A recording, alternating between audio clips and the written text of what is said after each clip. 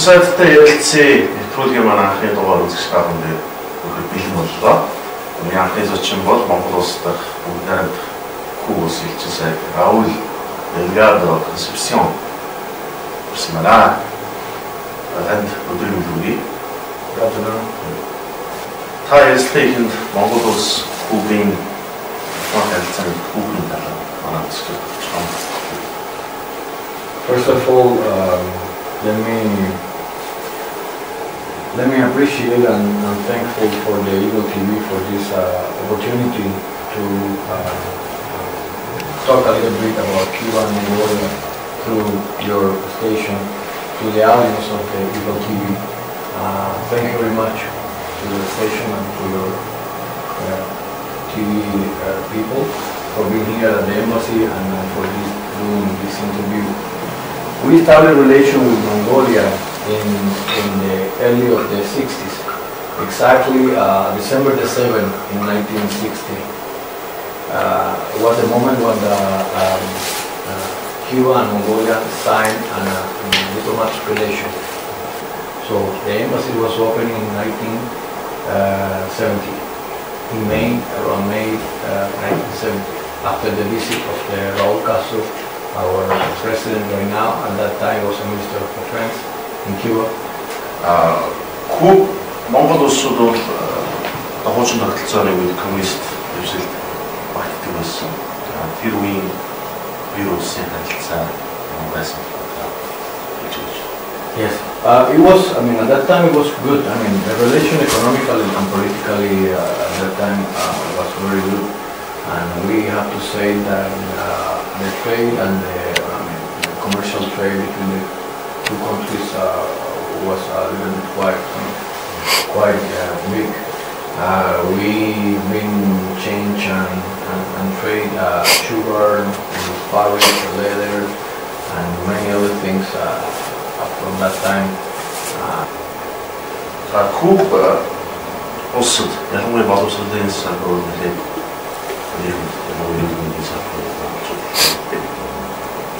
хэдэн Монгол Куб улсад суралцсан гэсэн. I mean, right now we have 16 students from Mongolia. They are studying medicine and other careers in Cuba.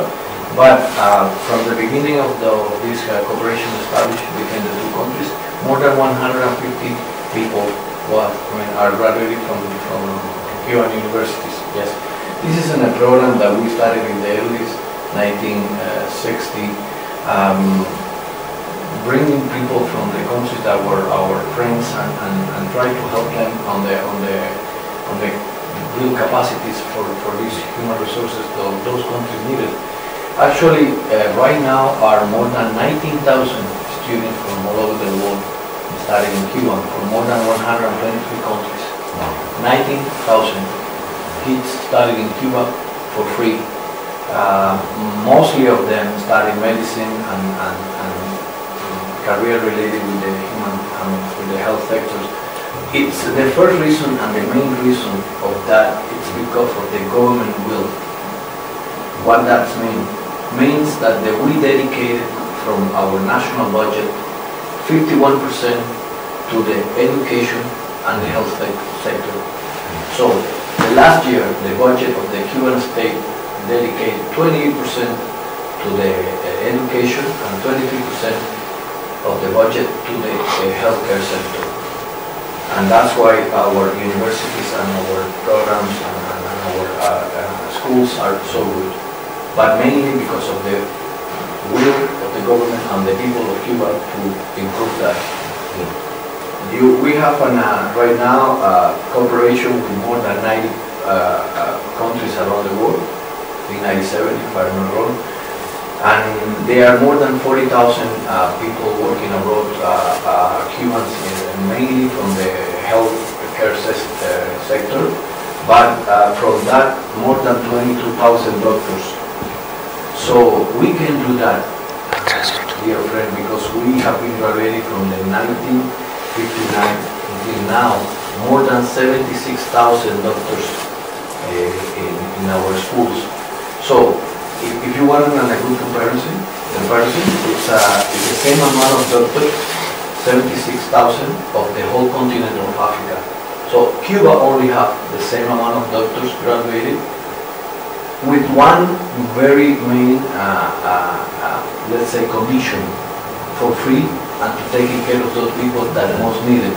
Not working in the luxurious hospitals of those countries, no.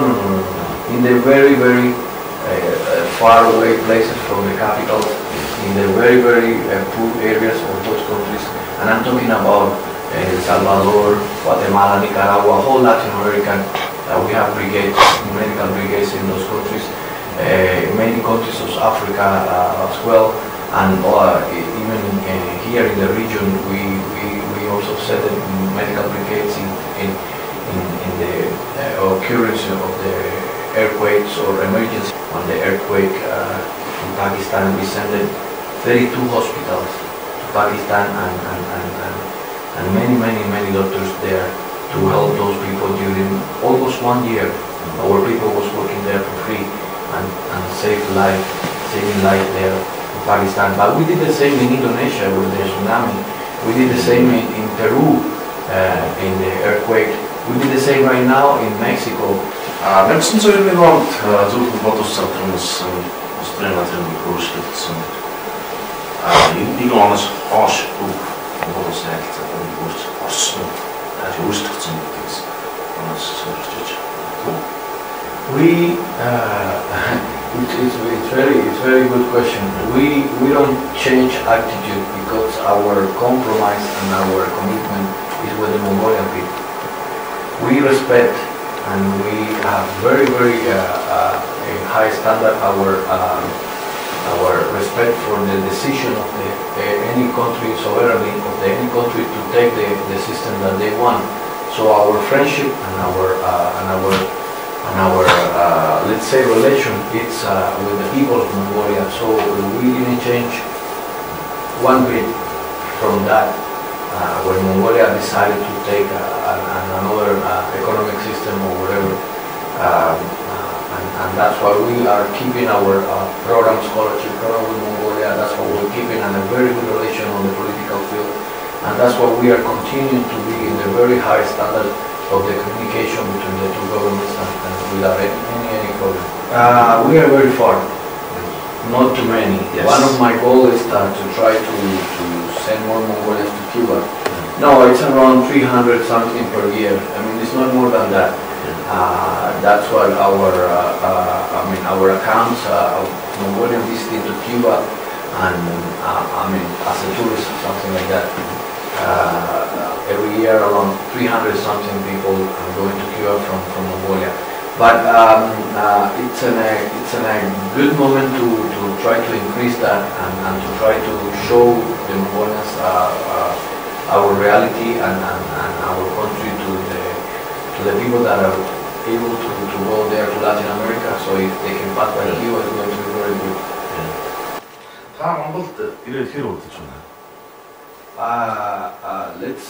Let's say that I've been here 2 weeks. That means that we arrived on November 2016. I present credentials to the president on December 9, 2016. So officially 1 year, something like that. And it's not a long time, around 1 year, but it's happy time to me. Very nice to know many places here in Mongolia and to see real nomadic life of the Mongolian people. And it's quite interesting and beautiful places and beautiful landscape that you have. You don't have to go anywhere to see the beauty of the nature if you are here in Mongolia. It's quite beautiful place that I'm very proud to visit. Especially those places that are very far from the Embajador. Yes. And they really show you the face of the heritage of the Mongolian people and the customs. I mean, very old one and very good people in terms of very kind and with the family, the concept of the family and everything. For me, I have been very interested in that. Really. Okay. Кубын элчин сайдын яам дотор байна. Элчин сайдын яамны барилгын дотоод ханы засал чимэглэлийг дандаа уран зургаар хийсэн.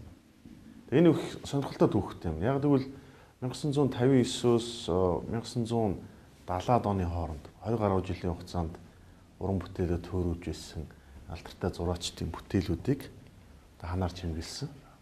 Тэгээд эдгээр зургууд бол яг их хуваар явж байна. Ерөөсөө яг л зураад гарын үсгээ болон дээр нь зураад өгсөн.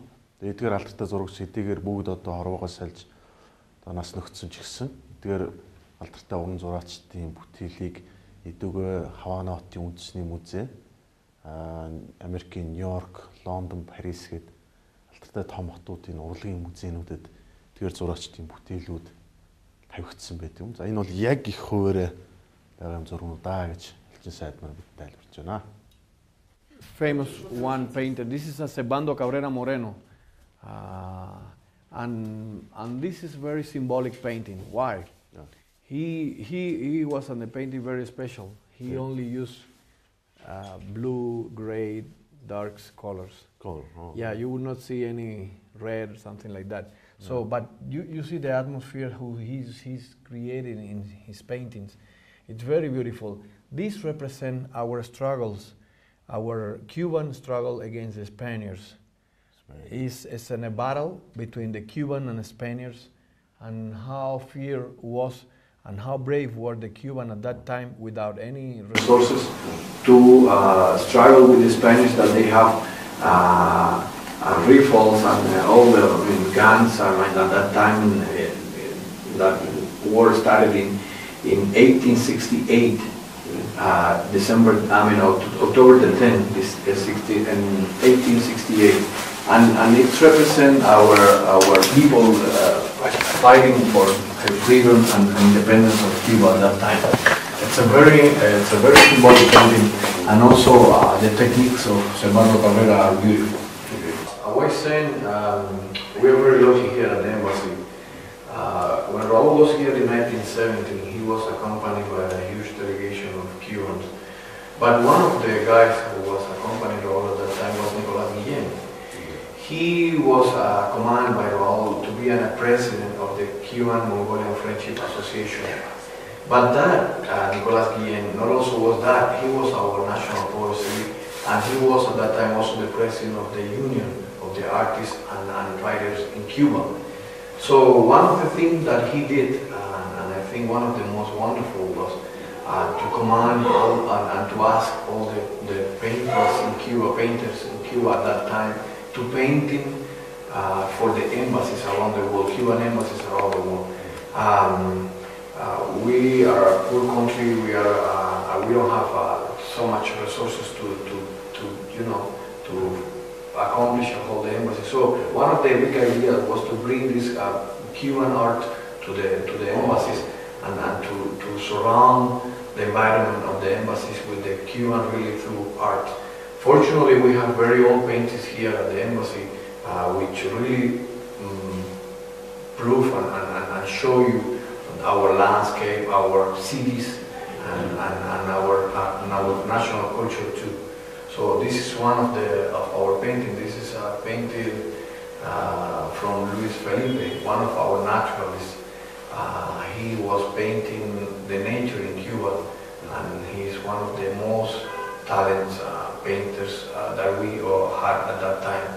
He passed away, but his work is here, and it shows our landscape art. Like here in Mongolia, beautiful too. I saw many beautiful paintings about the landscape in Mongolia. You have beautiful. This one is show you our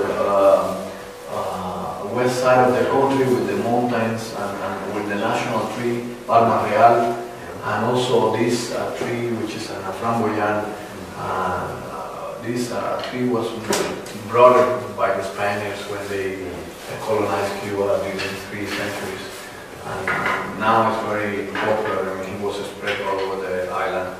And it's in the autumn, he gives you this very spectacular color, orange and red. Very nice, very nice. Нэвтрүүлгийн баг маань Хабанос гэж алдартай Кубын хамгийн алдартай бүтээгдэхүүн болох сигар буюу навчин тамхиг аль бишний зөвшөөрөлтөд орлуулдаг дэлгүүрт ирсэн байна. Элч сайдтайгаа энэ сигар тамхиг талаар ярилцсан. Мэдээж Кубын түүх ялангуяа энэ дэлгүүрийн хан дээр үзэж байгаа хүн анзаарах юм бол дэлхийд алдартай түүх хүмүүс навчин тамхиг татж байгаа зүрхийг харж байна. Жишээ нь энэ хан дээр бол Британий ерөнхий сайд Winston Churchill маань Кубыг үндэслэн байгуулсан алдартай өдөртөгчдөө Che Guevara, Fidel Castro, Владимир Путин, Лучано Паолти, Америкийн жүжигчдөө бас навчин тамхиг нэлээд татсан татж байгаа байдлаар ахуулсан юм байна. Миний гарт байгаа нь бол Кубын навчин тамхиг хайрцагтайгаа ингээд задлаад гаргаж ирэл татдаг юм. Би өөрөө тамхинаас арцсан тамхиг хайсан учраас татж гаргасангүй. Ингээд энэ навчин тамхины түүхээс харах юм бол яг Кубын хөрсөнд, яг тэр арлын хөрсөнд өргөдөг маш өвөрмөц үнэртэй учраас дэлхийд нэлээд алдартай байдаг гэж ярьж байна. Кубын навчин тамхи яагаад дэлхийд алдартай байдаг юм? Юугаараа энэ тамхиг онцлог болгож байна? Thank you again for your time and for your questions about Cuba and our traditions. Let me tell you that we are right now in a very special place here in Ulaanbaatar. This is an Habanos store here in Ulaanbaatar. Habanos is the whole brand of the Cuban production of cigars. In 1492, when Cristobal Columbus discovered Cuba, the Spaniards arrived and we had a population around 400,000 Indians, Aboriginal people that were living in Cuba at that time.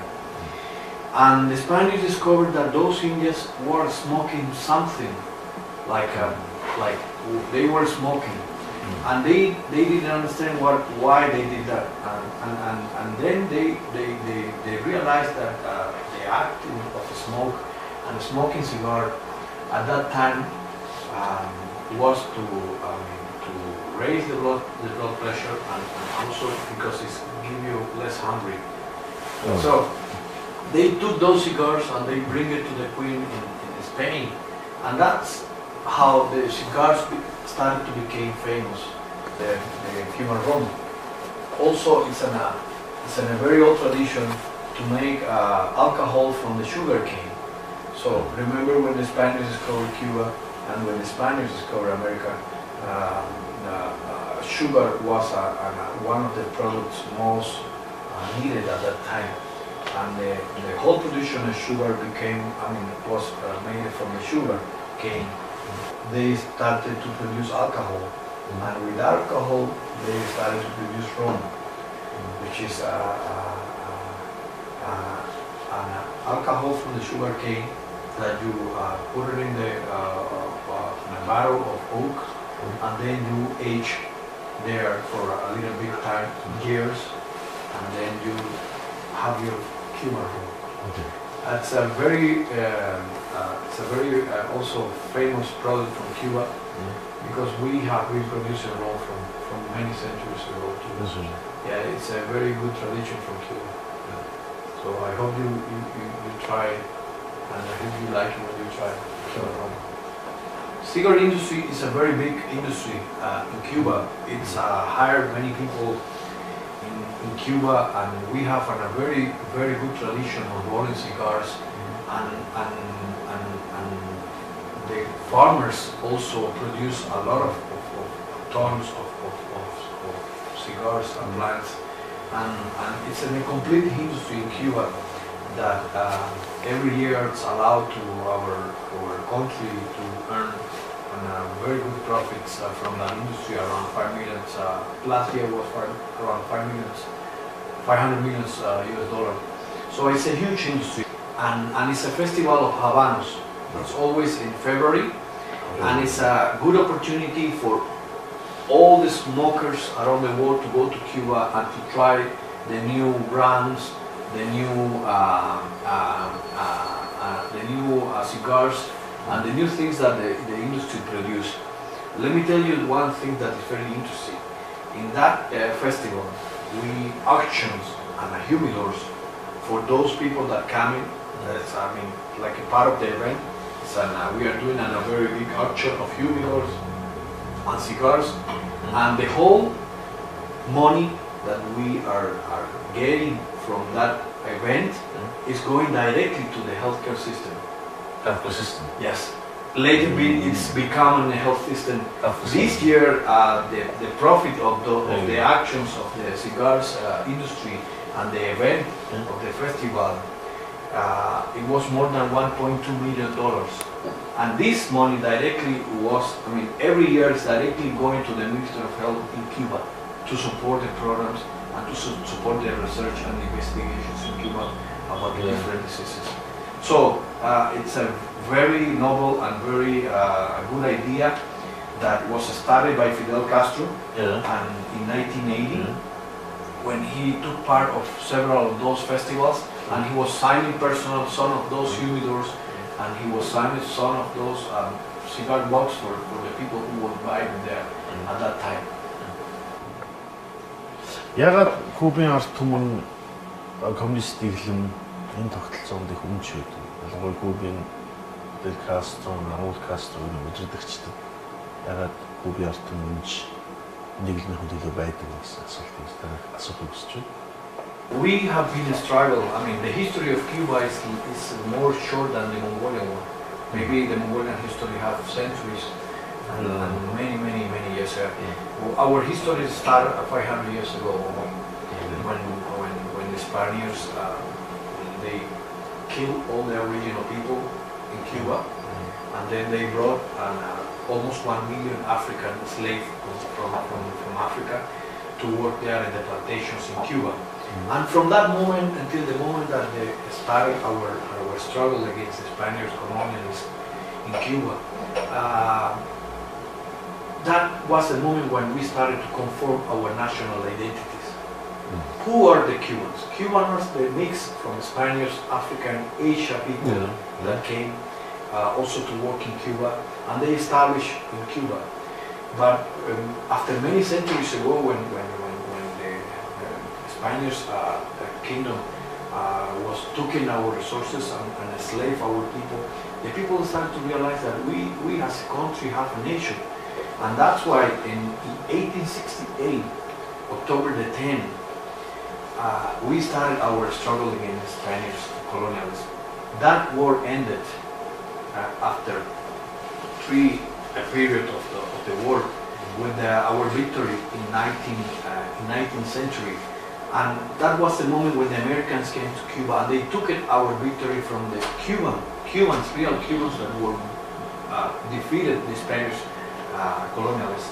So from that moment until 1959, we were a neo-colonial or United States. Always was the interest of the United States to take Cuba as a backyard for the empire. So if I tell you something, and that's the whole meaning of our conversation, why the people are so loyal to our revolution, is because during that period we achieved a lot of poverty. Our people was lack of studies, lack of the health, and when the revolution triumphed, we were only 5 million, in which more than 4 million people was living under the line of poverty. We had nothing, and it was like 13 families in Cuba will own the whole land in Cuba, and the rest of the people were living as a slave, and that's what the revolution bring to Cuba, the real power to command our will and to be sovereignty from anyone, and especially from the United States. And that's why Fidel couldn't defeat an army of 20,000 army guys paid by the United States and supported with guns sometimes and everything, with only 300 guerrilla gangs. So that's the story of the whole country supporting the idol of the one guy who was struggling for the liberation of the country. And it's very interesting. Why? Because Fidel brings to the Cuban people that bring education, bring honesty, bring health, bring rights to have the basic human rights in our country to the real people. Барууны улс орнууд Кубыг хүний эрх эзэрчдэг гэж нэлээд шүүмжилдэг. Энэ барууны хэвлэлүүд ч гэсэн шүүмжилдэг. Та энэ талаар юу гэж ер нь хүний эрх гэдгийг Кубын ард түмэн юу гэж ойлгодог вэ? Let me tell you, this is a very good question. You know, the main human right violation right now of the Cuban people is the United States blockade against Cuba. Trade blockade. Not only trade, it's a financial, it's commercial, it's economic. It's the way that was planning from the very beginning of the revolution in 1960 to struggle the revolution and to make people uncomfortable, and then and defeated the revolution by that means. And as a resolution of the United States and the Convention of Geneva, that blockade is considered as a genocide against the Cuban people. Now, more than 25 times, whole United Nations are voting against that blockade unanimously in the United Nations every year. And in that regard, as ambassador here in Mongolia, I would like to thank to the Mongolian government, to the Mongolian people for supporting Cuba on that struggle. We have Cuban people living with the right to be educated for free. The whole life. I mean, doesn't matter in Cuba if you were born poor or rich or whatever. You have the right to go to school, and you have the right to be in the university, paying $0. That's your right in Cuba. You have the right in Cuba to go to the hospitals and don't pay anything. Doesn't matter what they're doing to you. And this is a basic human rights. You have the right to practice any sport in Cuba without paying anything, and be a professional in any sport and without paying anything. You have the right to enjoy the culture things and the music and the arts and everything without paying anything in Cuba. You have the right to enjoy your life in Cuba without paying anything. But let me tell you, my friend, this is a bad example for the rest of the world. Because the model that we choose, it has been attacked and it has been schematized in the media to try to demonize Cuban way. And let me tell you that if there is any person in the world who lives with more rights, it's a Cuban.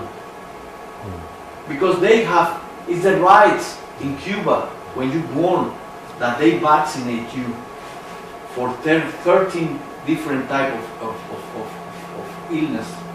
It's a right as a child. It's a right in Cuba right now. Let me tell you, it's interesting because that's the human right that we are talking about.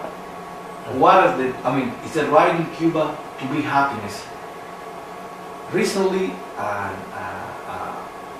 in the World Bank report, just 1 week ago, Cuba was declared as the best educational system in Latin America. So what human right are we talking about? So we're talking about that human right. That is not journalists in Cuba dead. While in those countries who accuse Cuba are many journalists dead. No one single journalist in Cuba is dead. We don't have political prisoners. We have mercenaries, people who would be paid by the United States. And then we have to defend ourselves. So it's the way that you present the things. It's our right to defend our revolution. It's the right to our people to defend the value of many people who will die in Cuba struggling against those things. And right now, the kids and the population in Cuba enjoy those human rights. Кубус ягаад Америк нэгдсэн улсад харилцаагаа сайжруулсан? Нөгөө ерөнхийлөгчсөн Барак Обама Кубад альчсан. Кубын ард иргэд, Кубын улс үнэт энэ альчлалын талаар ямар сэтгэлтэй байсан? We never broke relation with the United States. They are the one who in 1962 closed the embassy in Havana, and they broke diplomatic relation with Cuba. It wasn't until 1980s when Jimmy Carter and President of the United States initiated those process to close both countries, and it was a moment when they started again to working in Havana not as an embassy but as an intersection in Havana. But the interesting thing is that we never broke relation with the United States people.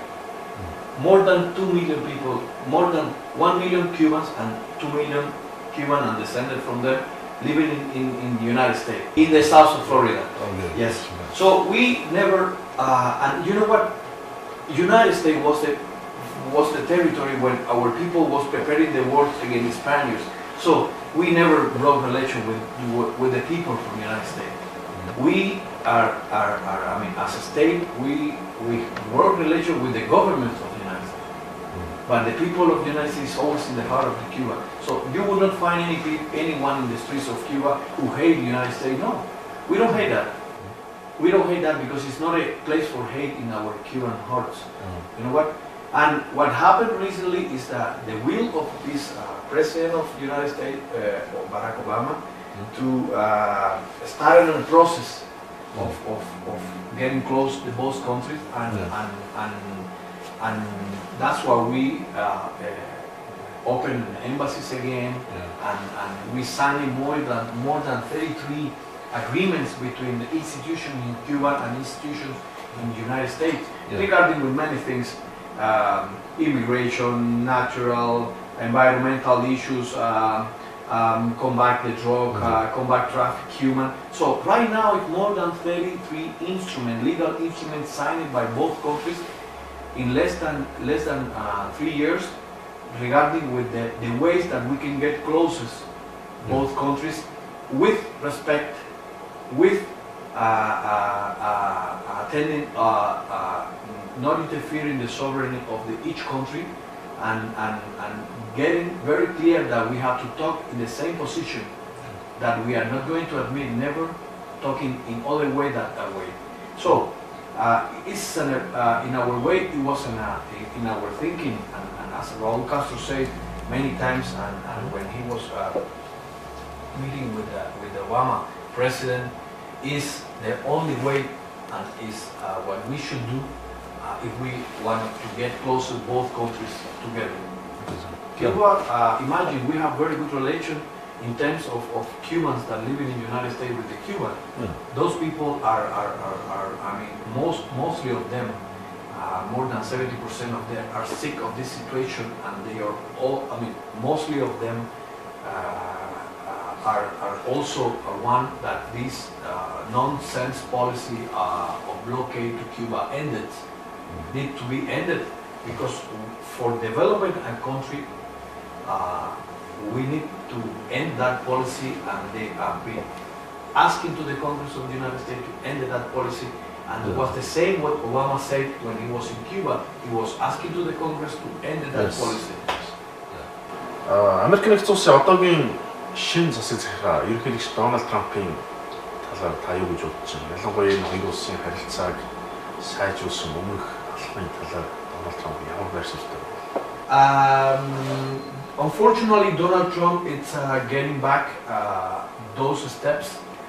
He's listening more to the guys who is in Florida around the backtrack of this new road. So we will see what happens. We still are committed, and Cuba as a sovereign country will do whatever we have to do to follow our principle, and we'll see what happens. But the reality is that from the very beginning, Donald Trump was this month many of those steps, even though the whole businessmen in United States are in favor of continuing to invest in and to find a way to be closer to the businessmen in Cuba and to be close to the real close with the Cuban people. This is the most famous brand of cigars in Cuba, and it was born in 1967. 67. Why? Part of the Cuban commander of the revolution was one lady. His name was Celia Sanchez. Celia Sanchez was a commander of the revolution with Che Guevara, with Fidel. She struggled in the mountains with Fidel. So at the beginning of the revolution, a CIA in the United States intended more than 600 times to kill Fidel. One of the ways to kill Fidel was through the cigars. Oh. Yes. So they wanted to poison the cigar and then kill Fidel. So between that and the 1967, Fidel had a lot of meetings. Fidel traveled all over the world. He was in the United States, United Nations, in many places. So the people started to ask him, Fidel, what brand of this cigar that you are smoking? And at that time, there was no brand for the cigaros Fidel. So Celia Sanchez asked Fidel, we have to put a name of these cigars. And so they decided to put Cohiba. Cohiba is a native word for the acting of smoke cigar. Our Aboriginal people call to act of smoke Cohiba. Cohiba. Yes, and that's how the brand began in 1967. And from that moment until now, this brand, it's become the most famous one in the world. Because of the quality of the leaf and because of the quality of the tobacco that they choose to do this brand. So, 제가 고객 생각처럼 이렇게 본인 비즈니스 직접 한번 더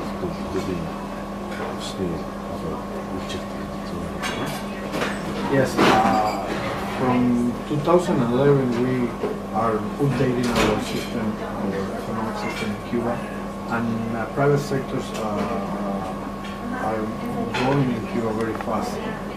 Right now, more than 500,000 people working in the private sector in Cuba. Because in our strategy of the development in the country, all the forces, working forces in Cuba, should be complementary and should be help the country to get development. 야성구야 또 니긴 이렇게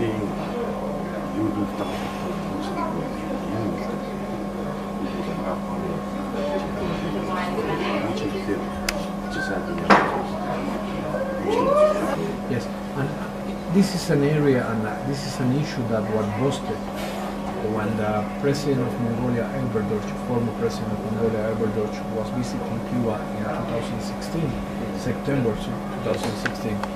So that was the beginning of our boosting on the specifically in the pharmaceutical industry, because he was visiting our biotechnology industry in Cuba, and he was aware how big and how developed we have that industry and how many diseases we cured already in Cuba, especially those diseases that right now are affecting very much to Mongolia, as hepatitis B virus and diabetes. And from that moment, Embajador was invited scientists from Cuba to visit Mongolia. March last year, they visited Mongolia, and we signed an agreement of understanding, agreement with the Minister of Health. So right now we are trying to register some of those products. We are in the process to register some of those products to implement in the healthcare system here in Mongolia with the Mongolian specialists to try to avoid, for example, in the case of diabetes, the amputation of the feet of the people that suffering from ulcers. They call that ulcer for diabetes, foot ulcer. So The products from Cuba are very good, and we are in the process to bring those products here to Mongolia to improve that.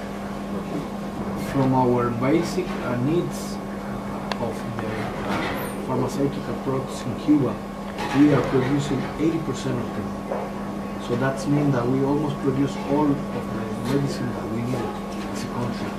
As you remember, and as you know, Cuba index, Cuban statistics on healthcare are top 20 countries in the world.